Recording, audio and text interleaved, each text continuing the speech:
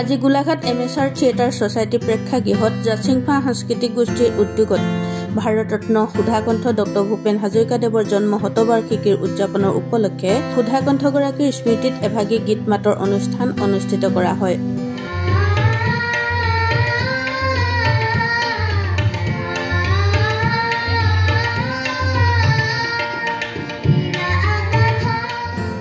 উক্ত অনুষ্ঠানভাগীত প্ৰথমে সুধাকণ্ঠৰ প্ৰতিচ্ছবিত বন্তি প্ৰজ্বলন কৰে ৰুমি শইকীয়াই।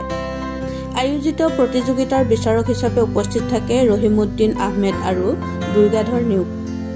এই পবিত্ৰ দিনৰ অনুষ্ঠানভাগীত উচ্চ শাখা আৰু নিম্ন শাখাৰ ভিত্তিত যথেষ্ট সংখ্যক প্ৰতিযোগীয়ে অংশগ্ৰহণ কৰে।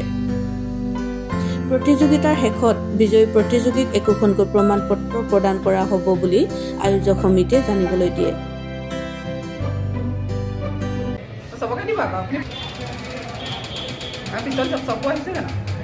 নমস্কাৰ, আমি জাচিংফা সাংস্কৃতিক গোষ্ঠীয়ে আজি সমগ্ৰ ভাৰতজুৰি উদযাপিত হৈ থকা সুধাকণ্ঠ ভাৰতৰত্ন অসম ৰত্ন ডক্টৰ ভূপেন হাজৰিকাৰ জন্ম শতবাৰ্ষিকী উদযাপন কৰিছোঁ। আৰু আজি আমাৰ অনুষ্ঠানত আমি তেখেতক সশ্ৰদ্ধ স্মৰণ কৰাৰ লগতে আমি তেখেতৰ গীত মাতৰ কিছু প্ৰতিযোগিতা ৰাখিছোঁ। আজি উপেন্দ্ৰ সংগীতৰ প্ৰতিযোগিতা আৰম্ভ হৈছে।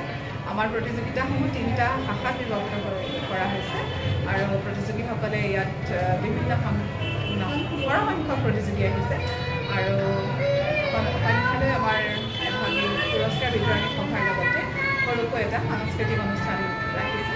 আৰু জাচিংফা সাংস্কৃতিক গোষ্ঠীৰ হৈ আমি তেখেতলৈ পুনৰবাৰ শতকোটি প্ৰণিপাত জনাইছোঁ। ধন্যবাদ।